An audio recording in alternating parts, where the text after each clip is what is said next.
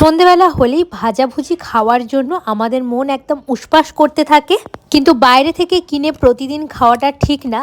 তাই আজকে ঠিক করলাম আজকে ঘরেই ভেজিটেবিল চপ বানানো ভীষণ সহজ। কিছু শীতকালীন সবজি নিয়ে নিয়েছি, সেগুলোকে ছোট ছোট টুকরো করে কেটে সেদ্ধ করে নিয়েছি। এবার একটা কাঁচের গ্লাসের পিছন দিয়ে সবজিটা ভালো করে স্ম্যাশ করে নিলাম। এরপর এর মধ্যে একে একে পরিমাণ মতো নুন, চিনি, হলুদ গুঁড়ো, ধনে গুঁড়ো, জিরে গুঁড়ো, 2 চামচ ময়দা, আগে থেকে থেতো করে রাখা আদা, কাঁচা লঙ্কা এবং ভাজা বাদাম সব কিছু দিয়ে ভালো করে মেখে নেব। তারপর চপটার যে যেমন শেপ দিতে চাও সেরকম আকৃতিতে গড়ে নিয়ে প্রথমে অ্যারারুট গোলায় চুবিয়ে নিয়ে তারপর বিস্কুটের গুঁড়োর মধ্যে ভালো করে কোটিং করে নিয়ে সাদা তেলে 2 পিঠ লাল লাল করে ভেজে নিলেই তৈরি আমাদের দারুণ স্বাদের ভেজিটেবিল চপ। বাড়িতে তোমরা অবশ্যই ট্রাই করো। রেসিপি কেমন লাগলো কমেন্ট করে জানিও। টাটা।